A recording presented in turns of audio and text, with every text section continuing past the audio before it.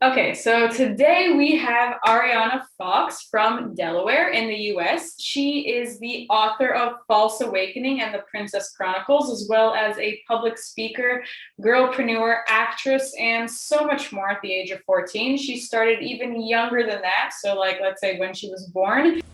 How did you find yourself creating such a business? What sparked the idea? Well, that's a good question, but all of the things that I do from acting to speaking to writing, they all started at different times rather than just all at the exact same time. So my writing started around age 4. And I first realized that I wanted to be an author when I grew up around that age. And I told that to my parents. I said, I want to be an author when I grow up, in my little kid's voice. I want to be an author when I grow up. Yay. And my parents were like, that's great, but why when you grow up?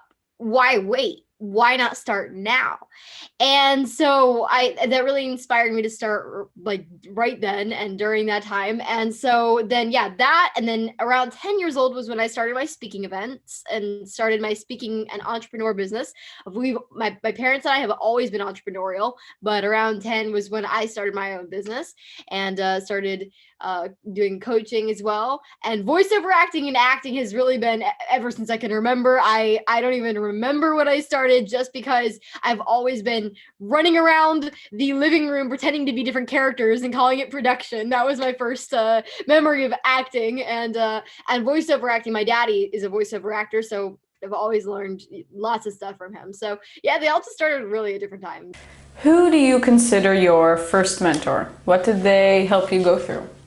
Absolutely, my parents. Yes, so they're amazing. They are so supportive. They are incredible with helping me with really everything that I'm doing. I mean, what haven't they helped me go through, really? Because that's one of the most important jobs of a parent, is to help their kids go through the tough stuff. And so my when I was younger, one of the biggest things that they helped me with was to sort of nourish and develop the passions that I had, to help develop them. But then once I started really getting passionate and really getting grabbing onto the wheel, they let go and said, okay, you got this. But they really helped as I grew that passion, and helped me to like try different fields and like, do you like this, do you like that? When I said, do you like writing, but I was obviously a part of all kinds of other stuff, and I loved doing other things, and now I'm even into language, and I'm 90% fluent in Spanish now. So, it's just, really there's so many passions that I have. My parents helped me to develop all of them and nourish all of them. And as for helping me go through, I mean, they've helped me go through so many things. There were plenty of times, which I'm sure we'll get into later, but there were plenty of times when I thought about giving up, and they helped me to overcome that. And say, okay, let's think about it. Why do I want to give up? What is the reason? Why do I have this feeling, and how can I overcome it? How much time did it take for you to build the product that you launched? When I Let me put it this way, my parents, particularly my daddy, is a graphic designer and social media marketer and manager, and we all are a part of it. My mommy and I as well. We were part of the business, family business that we started forever ago, and one of the things we do is social media and creating brands and creating brand awareness.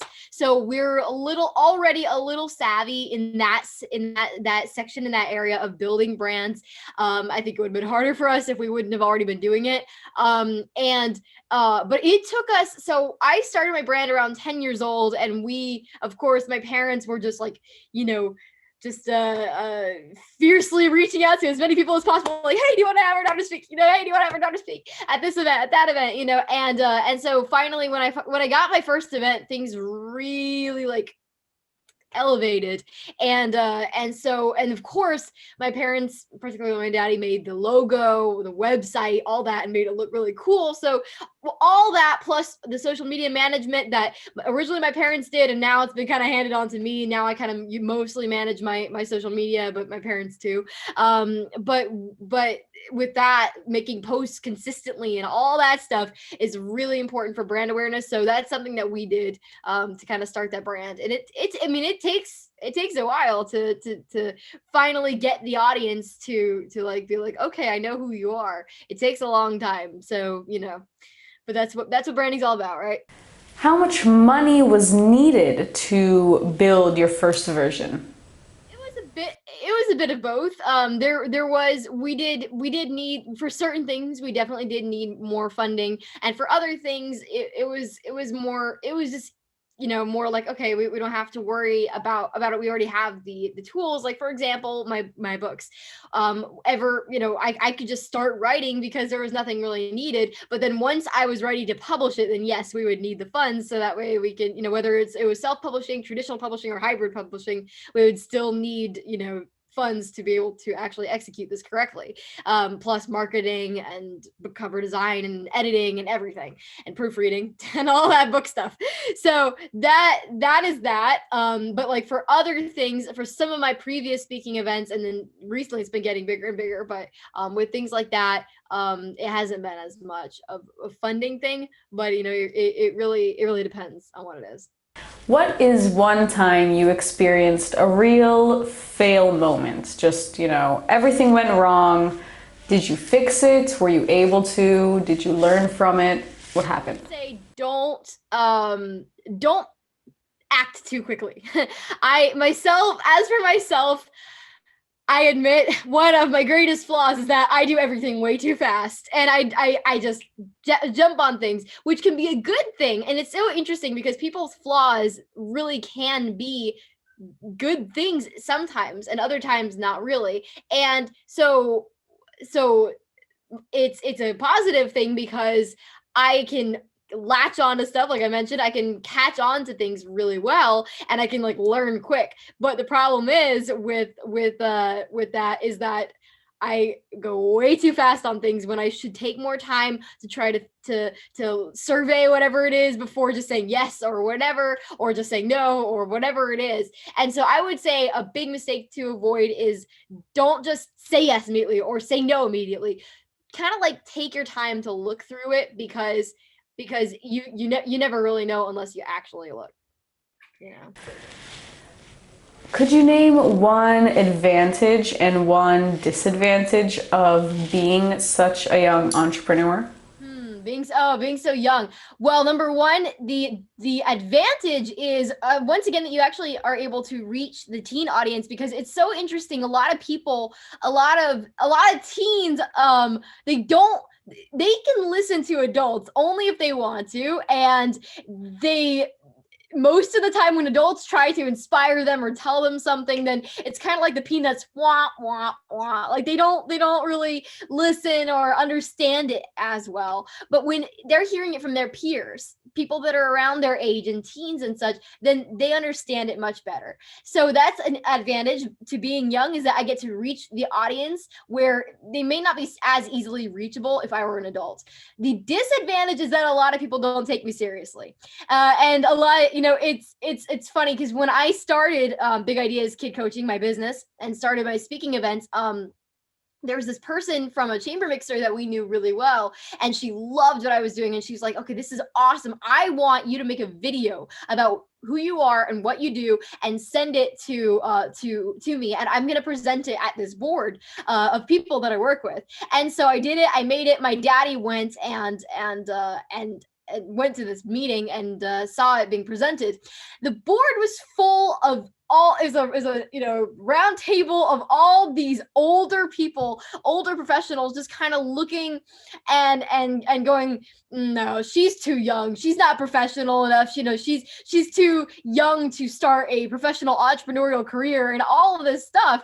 And my daddy came back and told me, and I'm just kind of like, I don't get it. Why would I be too young to start something that's actually pretty incredible? That is it's entrepreneur, being an entrepreneur and entrepreneurship is awesome. And I think it's something that should be, like money matters and financial literacy should definitely be taught more. So entrepreneurship, is epic. So it's a little strange, but a lot of older people have kind of a hard time taking younger people seriously. So that's probably the disadvantage, I would say.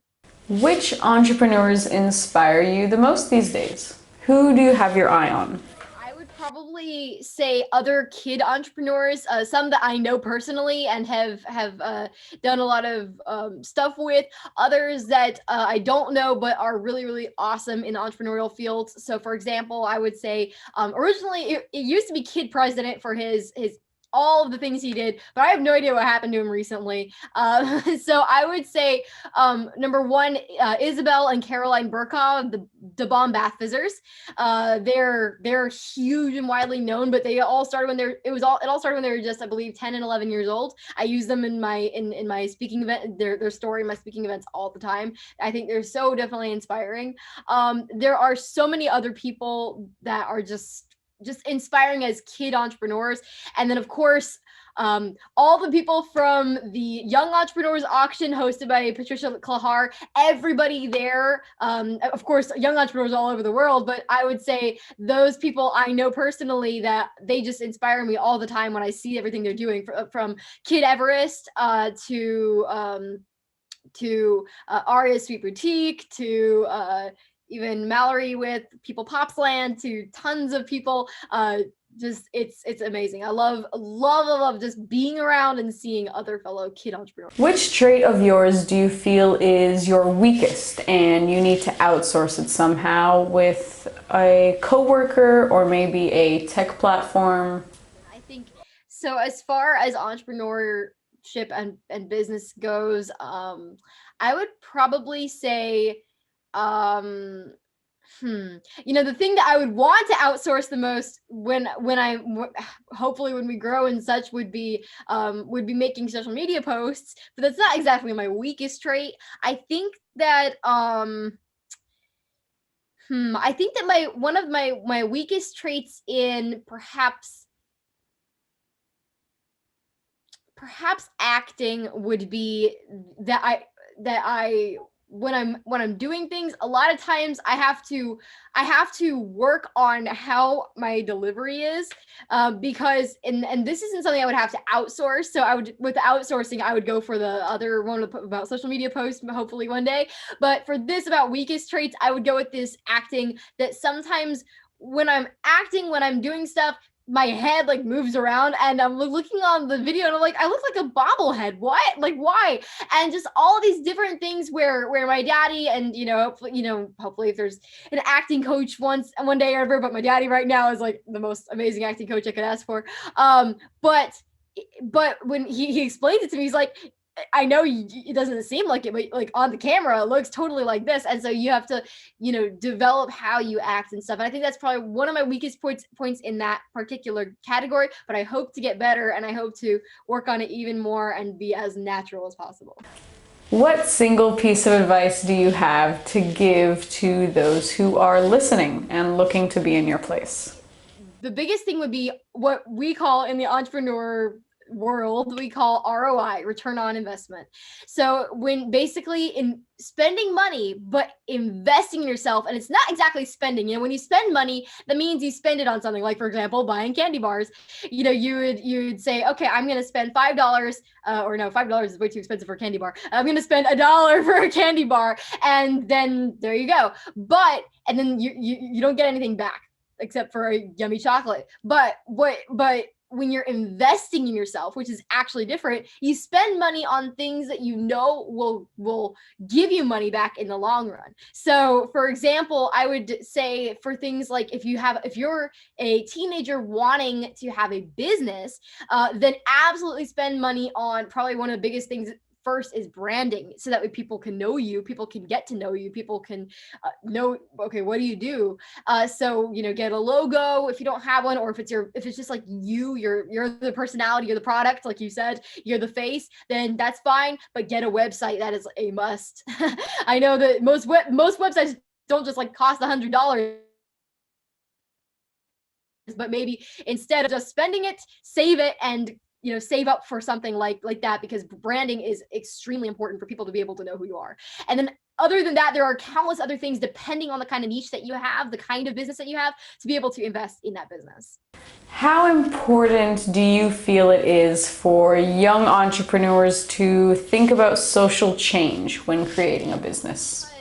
It does depend really on what you're trying to do. For example, for me, if social change is defined by, spreading positivity and, trying to change the world, so to speak, with positivity, then I would definitely say that came almost first in my business, because my business is inspiring others. It's basically, its tagline is inspiring success. So it's through speaking events, acting, coaching other kids and writing books and such.